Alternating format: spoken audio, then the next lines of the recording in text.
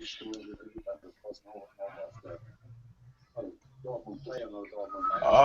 think we're live. Welcome to the second episode of What's the Graps. Joined as I was last time by Grant, and this time making his debut is Ollie up in Preston. How are we, chaps? Very well, Stu. Very well. Yeah, not too bad, Stu. Nice. What were your, we'll just get straight into it. What were your overall thoughts on WrestleMania weekend? Nowhere near as bad as people wanted to make it out to be. I thought he was great. Mania was just okay. Yeah, I think NXT. David Shoemaker on Two Peaks said it was the best NXT show of the takeover of the lot. It's pretty hard to disagree with that. I think it was probably one of the best pay-per-views for a long while, both NXT and WWE. WrestleMania was alright. I think the matches in ring was okay. It was pretty good. But the creative decisions were just a bit strange. We'll start off with NXT. Probably the most disappointing match on the card was Aries Corbin. What were your thoughts on that match, Ollie? Yeah, I thought it was the most disappointing of the lot. Yeah, it just fell short a bit, really. I thought Aries would have been a little bit better on his debut, but I know some people think that match wasn't there to steal the show, which, given the other matches on, I guess, is fair.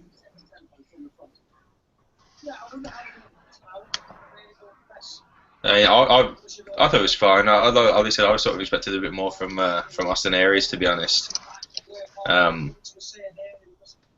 Corbin, as usual, plays the perfect heel against that kind of guy. Like, I'm looking forward to him doing it on the main roster, to be honest. We'll get to that a little bit later on, but I think it was like bottom two match of the night. The rest of the matches were pretty good, with the exception of one that I didn't really enjoy, but we can get to that.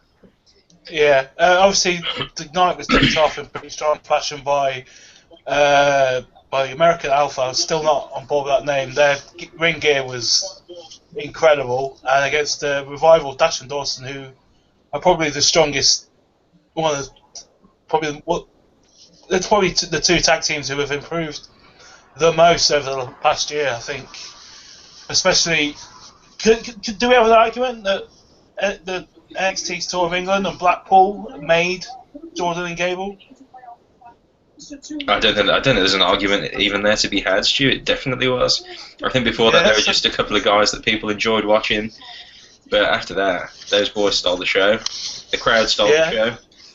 Yeah. I mean, obviously, this time last year, it was short by the part. Obviously, you got Gable with all his Olympic stuff. What were your thoughts on the match as a whole? It was one of the best tag team matches I've seen in years, to be honest. It was so fun.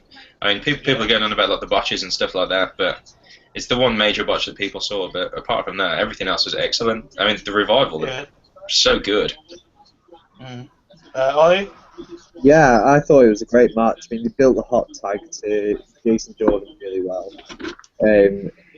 Dawson and Abai is a really good heels, but Dash, I'm still not quite there yet. I think they're a good team, but just as a pure heel, not sure about Dash. No, well, they're proper old-fashioned, aren't they? They're proper what you used to get, like everyone says, the territories and stuff, obviously didn't see that, but they're proper old-school, like APA kind of just brutality, stiff. But American Alpha, I think they're in the rightful position after the last few months. I think they deserve to be tag champs, and that, as you said, it was one of the stronger matches of the night. Which one's which? Which one's Dash and which one's Dawson? I still don't know.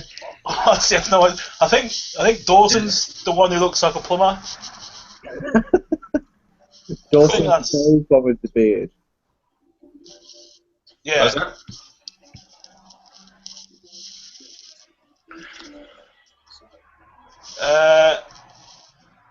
So after the tag match, we had obviously Aries Corbin covered that, and then Sami Zayn versus Shinsuke Nakamura, or Nakamura as I think he's going by in WWE. Is that match of the year already? It was pretty damn good. I've only seen a couple of like Nakamura matches beforehand, but I was massively impressed with that. Yeah. And with Sami Zayn not really doing much on the main roster since he came up, it's nice to see him in a good feature-length match. Yeah, I mean, I think what was it? Never stop fighting or something that you don't really hear very often. And they absolutely clocked each other for a good few minutes, and that was just it was my favourite match for quite a while. I think they just let Nakamura do what he does. Now they've got a couple of months probably to mould him into a WWE guy more if they go that way anyway. Ollie, what were your thoughts on the match? Yeah, it was strange to see strong style on a WWE. There was one spot where Sammy hit a Michinoku driver and he straight up nearly killed Nakamura. Like, if you watch it back, it's just crazy. But the match overall was great. Really, really good. The best on the show by far. Probably the best this year. Yeah, it's definitely the strongest match I think of what I've seen this year on WWE programming. Arguable that they've had really much contest so far.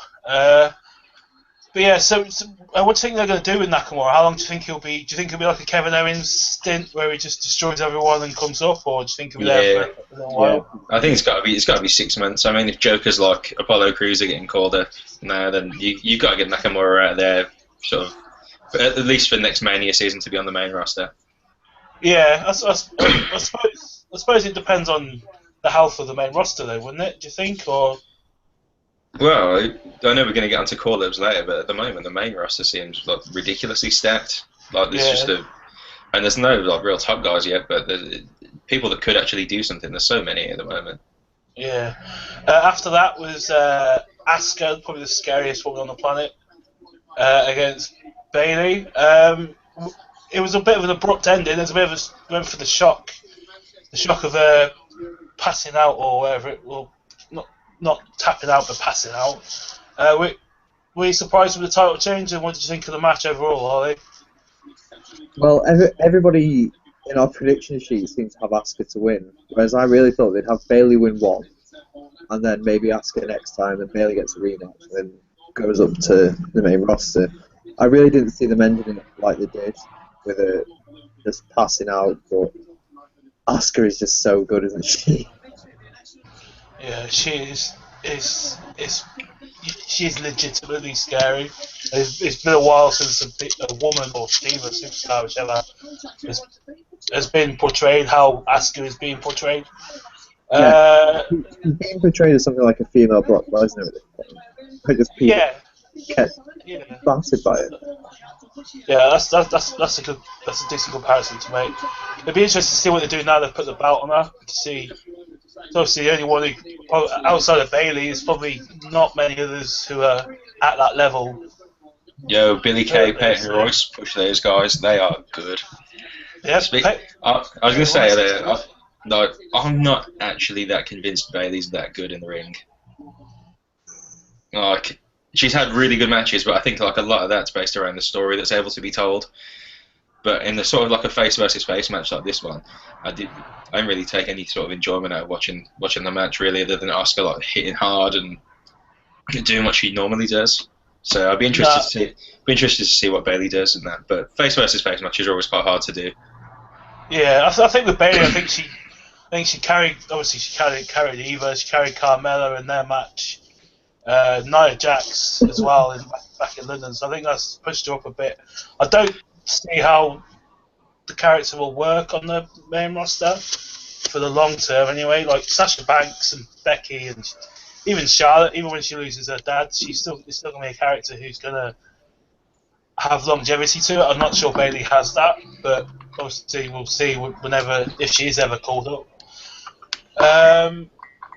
Next up was the one match which another one where you saw a title change happening, and it seems to be derailed slightly really early on with the cut to Samoa Joe stuff. It was obviously Balor against Samoa Joe. Were you surprised that Finn didn't drop the belt, Grant? Yeah, I was very surprised, to be honest. Even more surprised the following Monday on Raw when Samoa Joe didn't turn up. Yeah. I thought the match on the whole though was brilliant. Like, it was so fun to watch. Like, that was a strong match in terms of how hard they were hitting each other. I mean, I don't understand why you wouldn't just have Joe up on the main roster, like put him in the main event straight away. That's legit. People have watched that.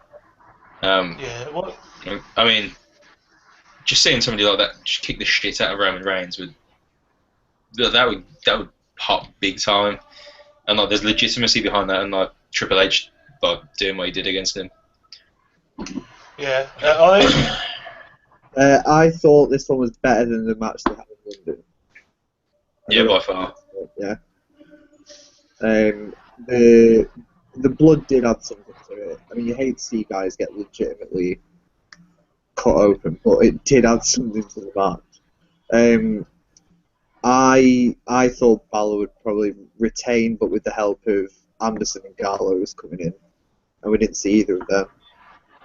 So yeah, I was a little bit surprised that it been retained without any outside help in the end. But I thought it was a really good match.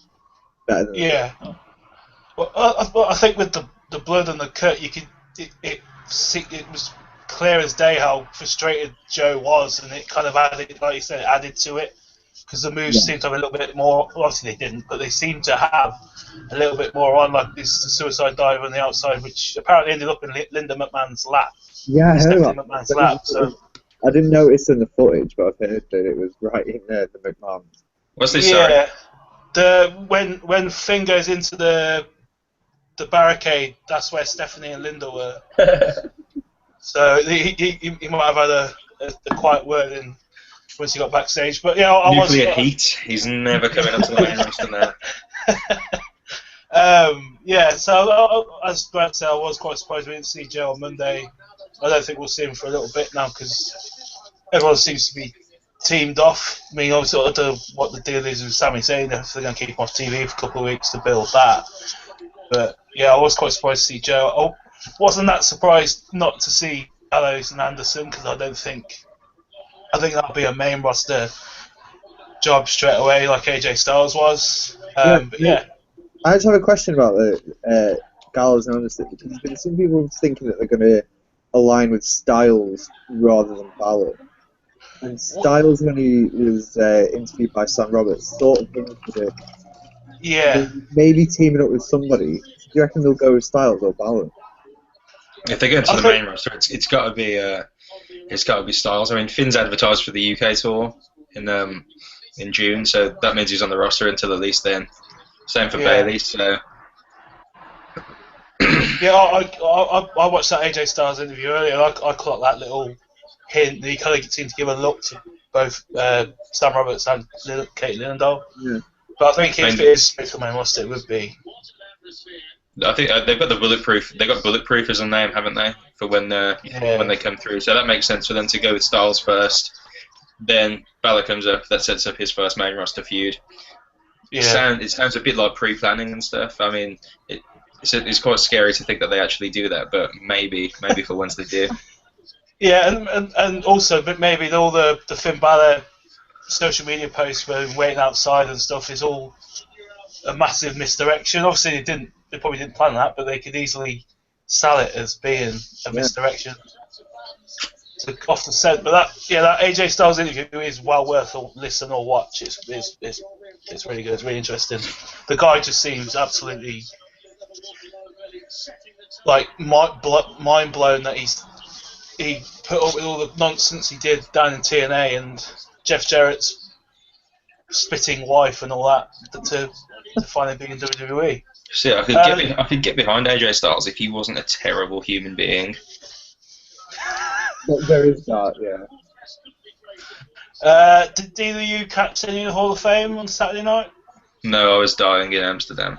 Well, it's worth it to see the New Day's intro. I've listened to the recaps and stuff. Stan Hansen's speech. Yeah. Ric Flair introduced Sting without seeming to realise that it wasn't him going into the Hall of Fame. It was actually Sting. Oh God, why is everyone such a terrible person?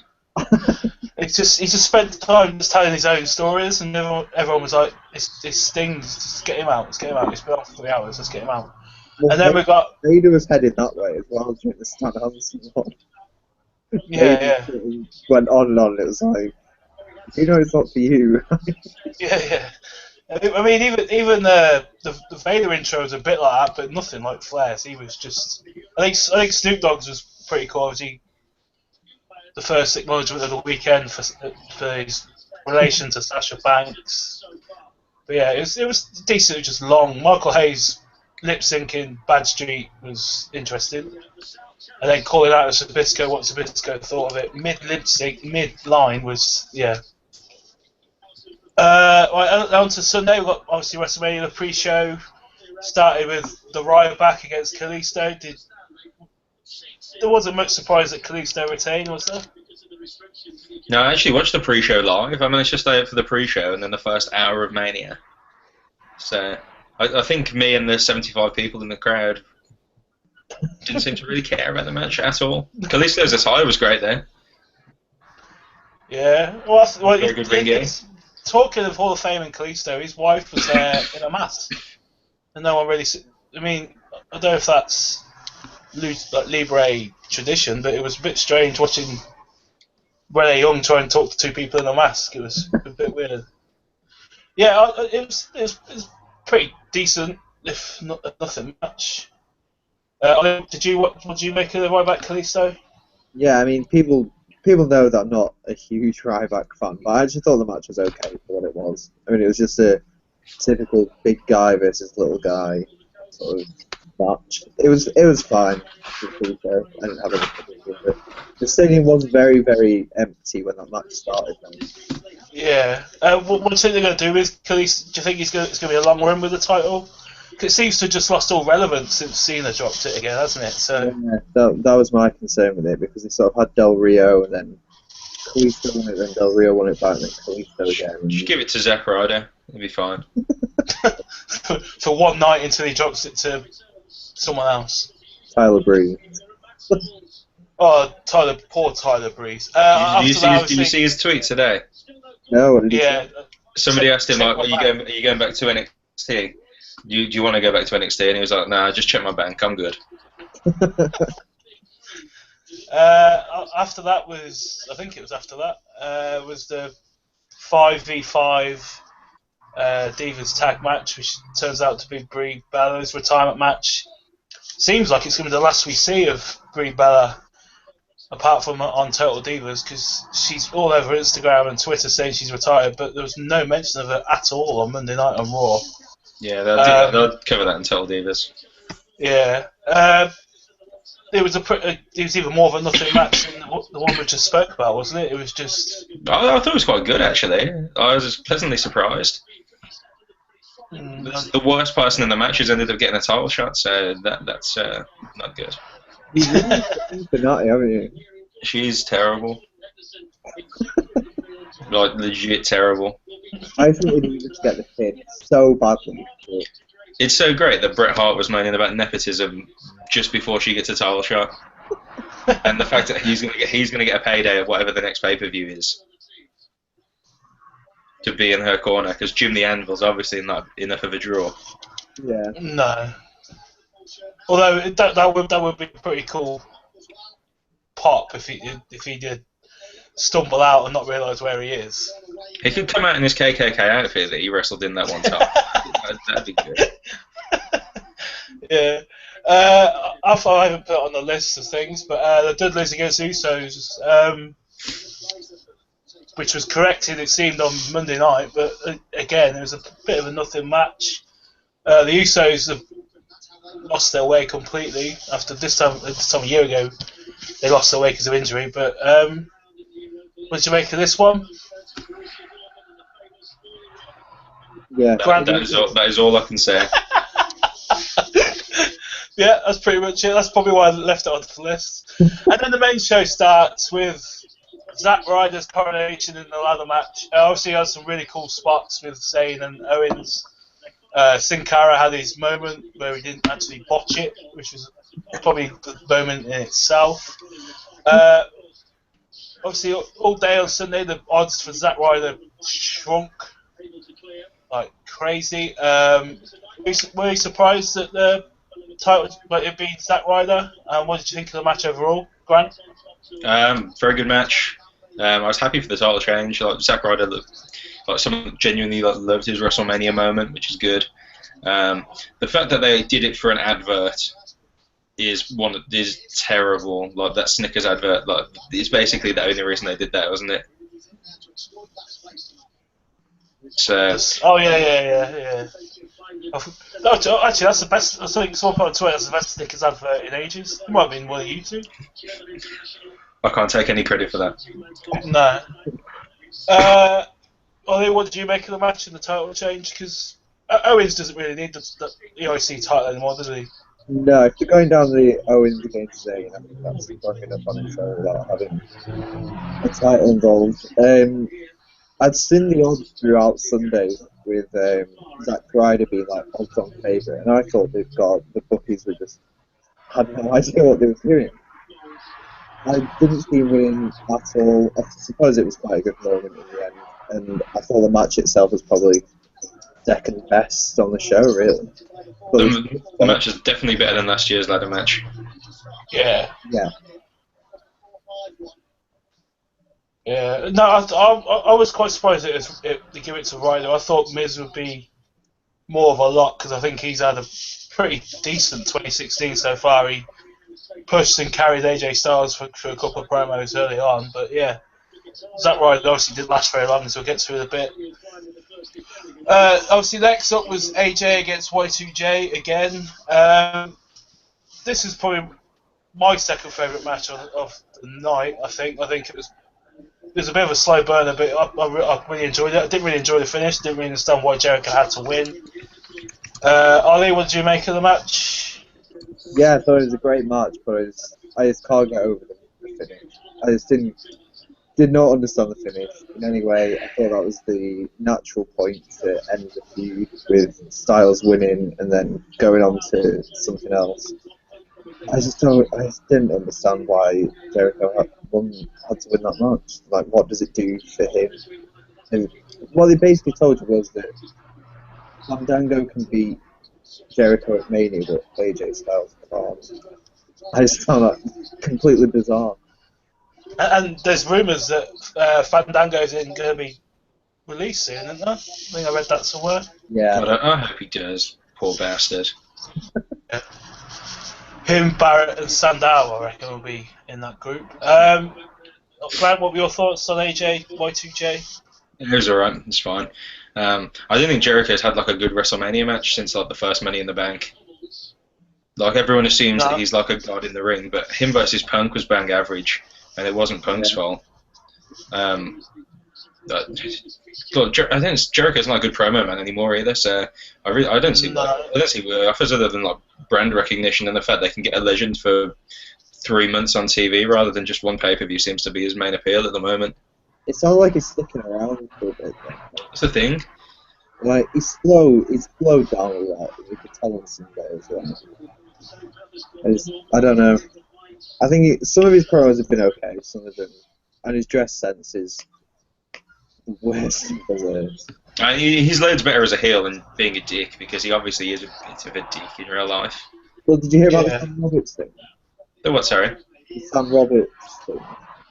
Basically, someone had quoted Sam as saying that this was the worst build to a Jericho match in Mania history or something, which Sam Roberts never actually said, and Jericho just blocked Sam Roberts even though they've known each other for years.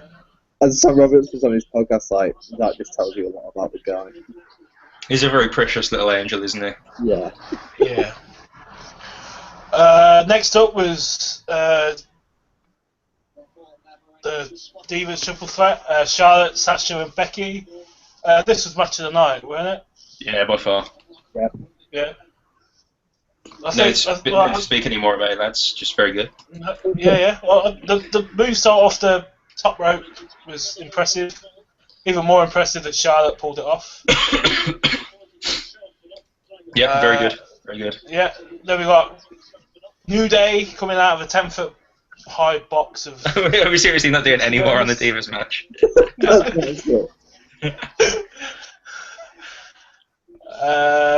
Sorry, not the Divas match, the women's match. which is seriously very, very good. It was. White title, And title then- straps as well. Definitely the future. Yeah. Just make the tag team titles that as well. Although, we can be happy. although stop putting Lita on live TV because she can't do it. Her on the pre-show for the NXT was embarrassing. Corey Graves have to get. They've Corey literally Graves hired this Kathy Kelly woman who appears to not be able to string a sentence together any better than we can. Just let Tom Phillips do everything. Where's Tom Brennan Phillips gone? had merch, I would buy Tom Phillips merch. There's a video on the WWE YouTube where he asks Emma and Zack Ryder, "Are you boyfriend and girlfriend?" And it's fantastic. It's so good. The best segment of WWE programming of 2015 was him, Summer Rae, and Tyler Breeze. Before some I don't know what pay-per-view it was, some tin pot pay-per-view last year. It was so good. You just reminded me. I remember at the end of a Raw once, Stephanie McMahon just beat him up. Does anybody else do that? And then nothing about it was ever mentioned again. Yeah, but like, what's happened to Rich Brennan? I haven't seen him for a long time. He sounds like he should be like a guy that commentates like the 6th best Champions League group game of match of the night. What, like some Plovdiv against? Yeah, like Wolfsburg against like Barty Borisov, something like that. What are your thoughts, as we're on the commentators, what are your thoughts on Maro? I don't watch SmackDown, so... Are they? I quite like him, but I've seen a lot of people say they cannot stand listening to him. He likes wrestling, so that's a good thing. Like, fucking JBL hates wrestling. He does. Yeah. I think that's what comes through when you listen to him, because he swallows the dictionary a bit too often. Some of that doesn't make any sense, but yeah, I think it's clear as day that how much he is just blown away by his position now. Obviously, his MMA and all that, the background there and stuff. The bits I have heard of him is it's good because obviously he does like wrestling, but he's not a mark for himself like Striker. No, definitely. You know, with commentary, I just think everyone's good now because I listen to Yoshitatsu do Wrestling Kingdom 10. I was just painful, excruciating for hours listening to him try and commentate. The best was Striker trying to react to him. Yeah, because Striker Loki was just mugging him off for like half of that 10-hour pay-per-view. And Yoshitatsu would give like this one-word answer, and then just be a bit of silence, and then just trying to push him for more and just get nothing out of him. It was incredible. Moving on, New Days, Bootios seems to be getting closer to reality of something, a legit thing you can buy and spend real life money on. What was the point in them losing? And was I alone? Was I the only one who thought that was a title match as well? What it was they advertised it as 4-on-3, so a handicap match which wasn't for the title. But then when they came out on Sunday, it was 3-on-3 with Barrett managing, but still not for the title. I didn't understand what they were doing with that. No. No booking with Del Rio or Sheamus ever makes sense. You've got major beef with Del Rio. What? I don't get it. But I don't understand either of them. Like, what do they do? Why are they like sort of jobber main eventers? I love Rusev though. He needs to be freed as the amazing heel he was we've seen last year. Rusev needs his own talk segment. The guy is so funny. If Lana's going to be like a regular on Total Divas next year, does that mean that we get to see Rusev on Total Divas? It has to be, surely. Definitely. With their kid. I want to see. The fact they have a kid is fantastic. They have a kid? Yeah, they adopted like a little girl last year. Okay. Unless I've completely made that up, which is a really weird as fuck thing to make up. Yeah, Rusev Oh, on thank when God. he's on. The internet says it's the internet says the things. The Rusev on up, down, down stuff is absolutely amazing. The dodgeball game they had when he's just there, just pressing the buzzer haphazardly. Rusev is basically Big E from like 2 years ago when everyone knew that Big E was low key incredibly funny. Yeah. Obviously, we had four guest spots. HBK, Austin Foley come up and beat up on League of Nations. The Rock later on. How good did HBK look? Crazy.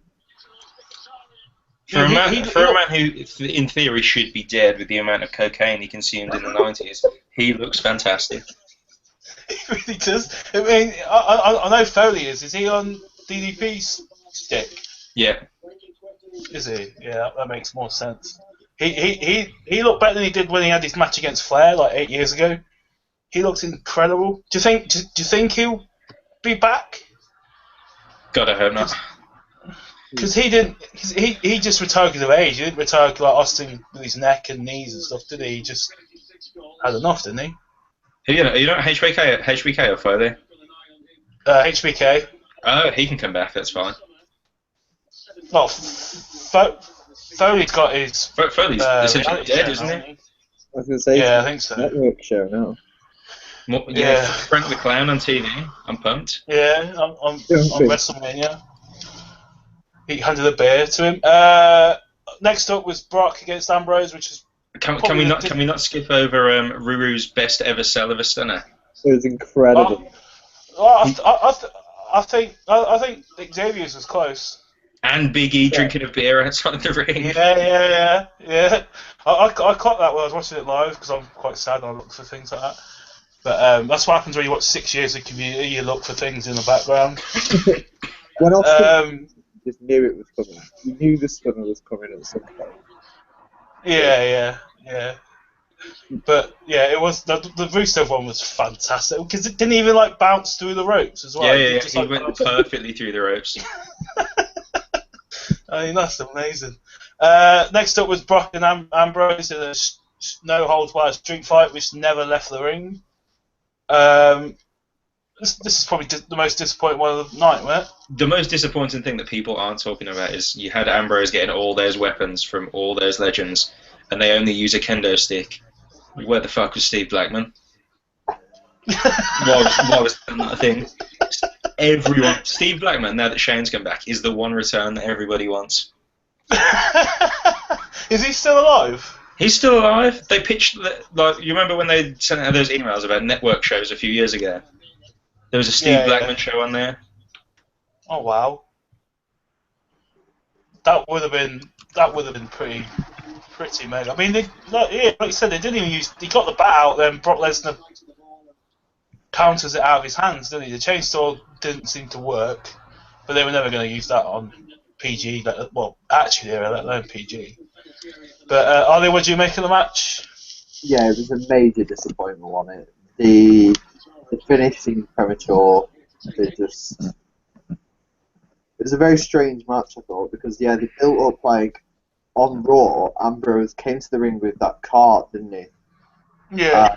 Loaded it full of weapons. I was like, if he comes down the ramp with the cart, then it makes sense. But he just came to the ring normally, and I was like, what was the payoff with that on Raw? It's just weird. Yeah, I mean, Brock Lesnar's a little lost now. Did you think? I think since he dropped the title, there's absolutely nothing with him. It's bizarre, really. He's supposed to be the main attraction. He's supposed to be a special attraction. It's what Heyman says every time he gets a microphone in his hands. But I mean, who is there for him next? Obviously, they kiboshed his possible program with Bray and the Wyatts and all that, with all the injuries that he's got, and then Harper went down. Put him to bed till Survivor Series or something like that. Like you say, at the moment, there's nothing for him there. There's no point using those dates. I mean, No. At the moment, his matches aren't even that enjoyable to watch, and I'm probably the biggest Brock Lesnar mark in the world, but it's just suplexes. Like Yeah. Suplex City legit might be the worst thing that ever happened to him. I know Yeah. people want to go back to sort of the MMA style rather than this suplex stuff. Do a different suplex. Yeah. That's what you want. This suplex. But seriously, anything. Do like a really big vertical suplex. Literally anything other than a German. A T-bone. Do something. Yeah, I think they've kind of backed him into a corner. Like I said, he can't really do much. And his moveset has been really restricted by a T-shirt, basically a throwaway line that got picked up by the ring mics. Next up was Hell in a Cell, which was pretty boring for 20 minutes until Shane McMahon got the pliers out and gave himself concussion off the commentary table. Then went through to. Did the outside the ring spots kind of saved the match, didn't they? Really? Yeah, Shane McMahon's incredibly selfish. Terrible man for doing that spot. Dickhead. Shouldn't have been doing it. Billy Graham Billy Graham today with the absolute worst takes of all time. What you criticised Shane for jumping off a cage? Yeah. I quite like the sort of in-ring stuff. To be fair, they told the story sort of off camera though, like with telling you about Shane's training with like the Muay Thai and stuff like that. Yeah. Taker obviously loves that shit as well. So yeah. It just seems like the last couple of Taker matches, you just kind of obviously Brock's was a surprise, but you just kind of feel the crowd expecting they know what's coming, they know what's happening. No, the spot was coming the minute that Vince McMahon said Hell in a Cell 6 weeks ago. No, I legit didn't believe he would actually do it. Did you put no on the prediction sheet? I don't know. I was drunk at the time. I didn't think he'd go from the top, but I thought he'd go off the cell. I didn't think he'd climb all the way to. I thought he'd like get halfway and. Standing up there and doing coast to coast is big enough. Like you see, clowns that have been doing this for 20 years stumble on the top rope. Yeah. Shane's there just chilling, and what a fantastic shape for a man who's not needed to be in shape for like 8 years. No. Who was it? Yeah, it was selfish for that spot. Say again, sorry. Who was it who said he was selfish for doing that spot? Superstar Billy Graham. Right. I have to go and find that. I bet that's an enlightening interview. After that, read The Rock and Cena bit, which was anyone else pop when Bray Wyatt come out and shut The Rock up? I don't even like Bray Wyatt, and I was excited. Best Bray Wyatt promo ever. Yeah. That is a legit, really, really good promo. Yeah, and then they absolutely buried him as The Rock does. To be fair, like it wasn't that bad for Bray. The two clowns he's with there, it's got to be good. Yeah, I mean, like he said it's against Sam Roberts. He said he was devastated when Harper got injured because he's been there since the very beginning. He was there before Rowan and Strowman and all the others and all the other stuff. And now he's without Harper. He's really without a capable in-ring partner as well, isn't he? With Harper gone. Yeah, Harper's very, very good. Yeah. I don't think Bray's terrible. No, he's just a bit. He's a fat lad, isn't he? He's yeah. He's fine there, but they've just not booked them properly for about a year. No. Probably even further than that. What would you do with him? I think that's another one that you just got to take off TV. Yeah. I mean, them versus League of Nations is going to get zero heat. Yeah. They turned face on Monday by beating up the League of Nations. Potentially. I mean, if they go face, you got a ready-made feud of Harper coming back trying to like take over, and then the rest of the Wyatt family turning on Bray. Yeah, well, that's what people thought might happen on Sunday if they're in the Battle Royal, obviously. So I thought they sort of hinted at it when Harper got put into that match alone against Lesnar. Yeah. Yeah. But no, I do think they should be kept. Obviously, they're not going to be. It doesn't look like, but I think they should be kept off TV and come back and just destroy everyone in their path. That's what they did when they first come. I think, as he said himself, I think they need a reset and go back to how they were 2.5 years ago when they first came up. Because they're just completely a bit like Lesnar. They just hit a dead end. the only way the League of Nations thing can be interesting is if Sheamus and Del Rio take the pin, they leave the company.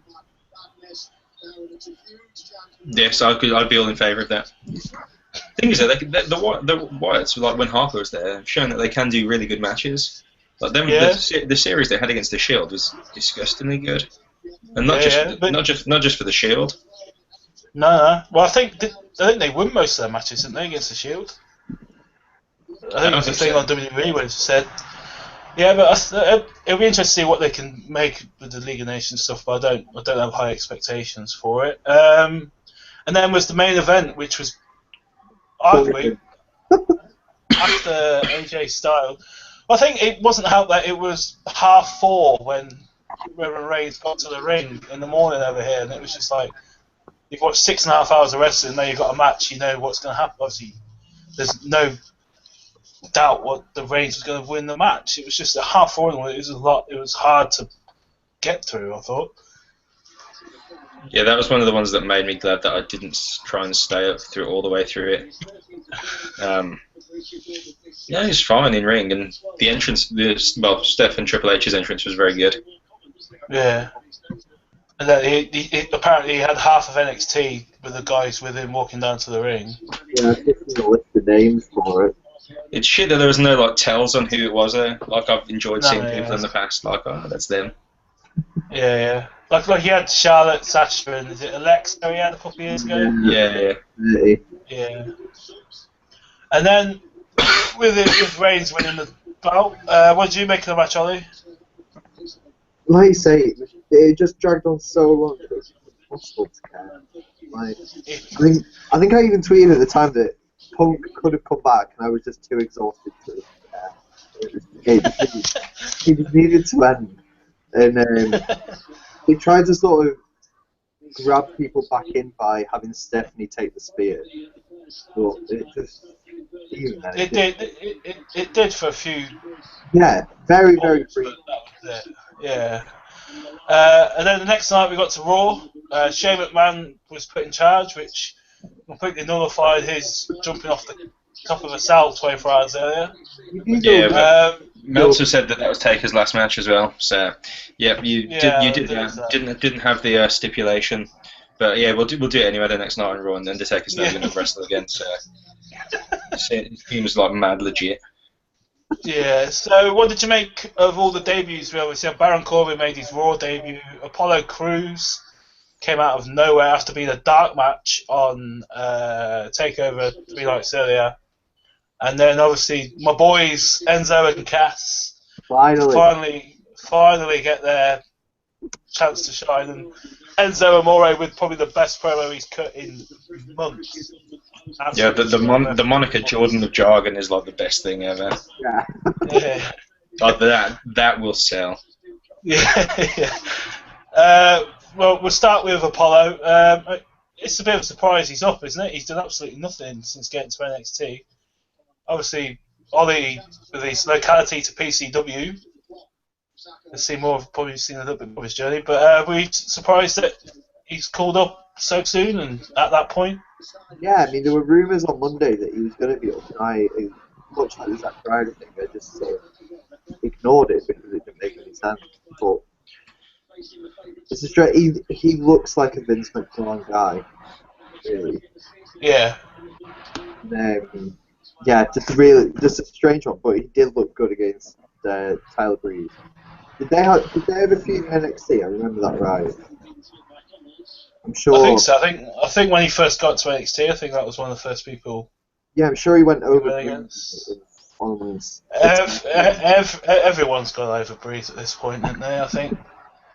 I mean, someone said it might have been on Cheap Heat. It might have been David Shoemaker said that with Tyler Breeze, it's good to keep Zack Ryder in mind when you think about Tyler Breeze. That could be the long play that he's thinking of with 2-3 years down the line. He takes all the losses and stuff because he is. I'm a big fan of Tyler Breeze. I think Tyler Breeze might enhancement. He might have to be like male Emma and end up going back down to NXT. Just hopefully without stealing stuff. Yeah, are you advocating going on a team with Mojo Rawley to replace Zack Ryder? Yeah. It's funny to do the Mojo Rawley stuff on Twitter, but to use actual real life words, it's not worth it.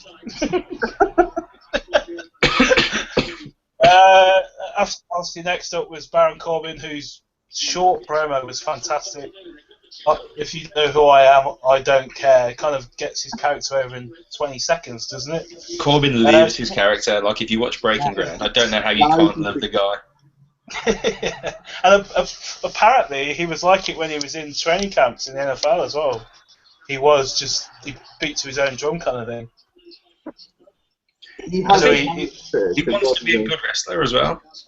Yeah. Yeah. I mean, he just come out of nowhere. He's one of the few that NXT, I think him and Enzo are the two main guys who they've actually just completely moulded in the WWE way. Obviously, they've got no independent wrestling background at all, both of them. So I think it's a real plus for Performance Center, all the guys down there, that those two now are looking probably to get a decent summer push on the main roster. If you want to, once Corbin's done whatever his initial feud's going to be, give him the US title. Just let him squash Kalisto. Yeah, I mean, with Corbin and all the other guys up, it's interesting to see how much say Triple H is starting to get, because Corbin's probably got the look that Vince likes, but I think Triple H has probably definitely always been championing him backstage the last couple of months. Yeah. And then, as I said earlier, Enzo and Cass. The Dudleys, with New Day now being faces, the Dudleys are the best team to acclimatise them with non-NXT WWE fans, isn't they? It's a great first feud for them, really, as well. And you get Bubba to go against on the mic. You get solid matches out of them. You get fans who care. Yeah, and as I said, the promo from Enzo was phenomenal, absolutely phenomenal. Carry on.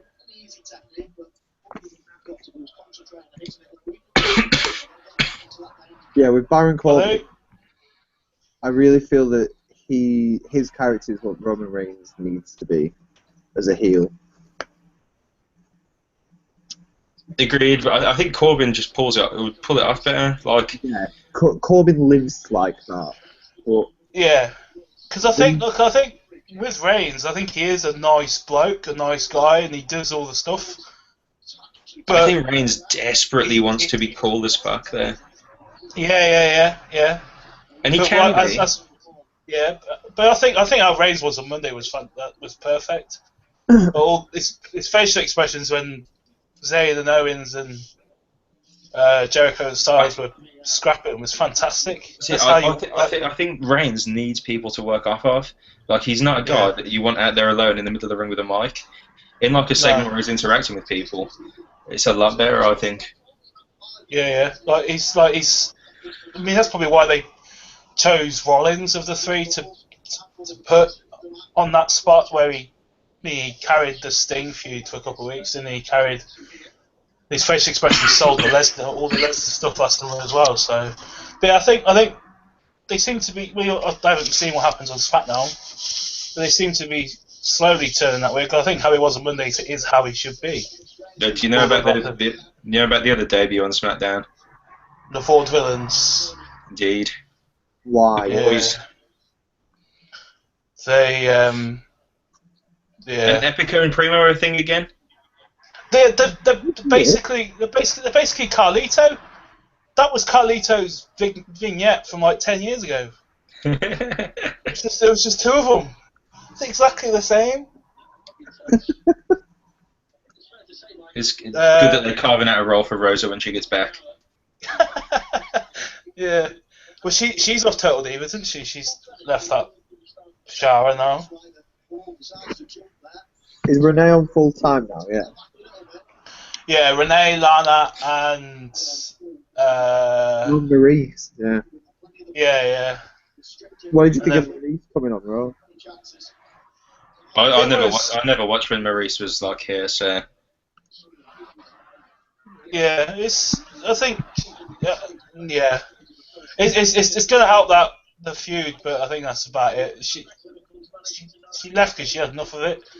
Obviously, being married to the Miz, she's still involved. But I think past the Zack Ryder thing, his dad's probably going to be involved with it. I think past Payback, I think that just edge her off screen a little bit. I don't think she's going to be around for a long run. It will help the Miz. It'll put extra heat on the Miz. Not that he needs it. But I honestly think Payback's the Sunday before Bank Holiday, isn't it? It's May 1st, yeah. Yes, I can stay up. You won't be saying that in 3 weeks. Imagine booking work off. Oh, it's Payback. I've got a mid-tier pay-per-view to watch and moan online about it. But yeah, so do you think that's it for the call-ups? Obviously, we had the four versions, as you mentioned. There's only really Joe and Bailey who else could come up, really, isn't there? Yeah, I think that should be it for now. It seems like Emma's on the main roster full time again, which is good. Yeah. Her versus Becky at Payback is going to be brilliant. Is that what's happening? Yeah. It appears to be a thing. Fantastic. Yeah, that should be good. It'd be good if they mention Emma legit knocking her out. But now, like, with Emma and with Zack Ryder up, and then you've got someone else I can't think of. Do you think that'll see a Dana Brooke push down in NXT for the next couple of months? I hope so. Dana's the best. Yeah, she is. Her character is pretty decent. So what do you think's next few weeks? Probably not a fat lot. No? Do you think the AJ Styles number one contendership will last? Do you think you'll actually get a match out of it? Or do you think it'll be a Vince will come back and say no? I wouldn't be surprised if you get a triple threat or something like that. Yeah, with like Vince's guy against Shane's guy and against the guy. I'd be interested to see who Cesaro goes up against. Yeah. Like Cesaro to be thrown into that would be interesting because in the tournament that they did when the title was vacant, him versus Reigns was brilliant. Yeah. I mean, they could put him with Jericho, couldn't they? I mean, it wouldn't be of any note, but I did read that they're apparently doing Ambrose Jericho. Are they? Right. Anything else, Ollie? Anything else? I'm trying to think which pay-per-view we teased Ambrose Jericho out. SummerSlam, was it? I honestly can't remember, but yeah, that wouldn't surprise me. Because there's Jericho as well. Yeah. So when SummerSlam comes around, do you think Orton, Cena, and Rollins will be back? And then they can do their WrestleMania in the summer. I feel good about Orton and Cena. Rollins, I don't know, just because it was such a bad injury that I don't know how long it'll take. Well, he was there this weekend, wasn't he? Yeah, I think apparently he was walking with a limp. I can't remember where I heard that, but he's probably walking with a limp because he's got to carry that big Madden trophy around. I'm glad I'm not the only one who watched those videos. And now that the Miz is IC champ, does that mean Xavier gets that belt as well?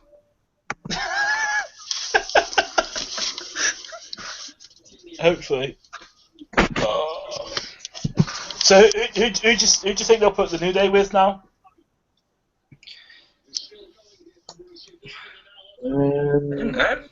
Yeah, it's a good point. No one really makes any sense. No, because they have run in to quite a few walls over the WrestleMania weekend. Because obviously, I mean, they're not going to put the four villains ahead of the Q Evento and Cass, are they? They're not going to. You wouldn't have thought so, but I mean, Gotch. I mean, we could have like the four villains against Bray Wyatt and then reunite two of Adam Rose's Rosebuds. We could do that, I suppose. Gotcha and Braun, that'd be. Rigi! Liverpool win it. That's a banging finish. Really? He's like held off one of the defenders and then just bagged top bottom corner. Nice. Right, we'll probably try and do one of these around Payback if we can be asked. But if you have watched it, thanks for watching.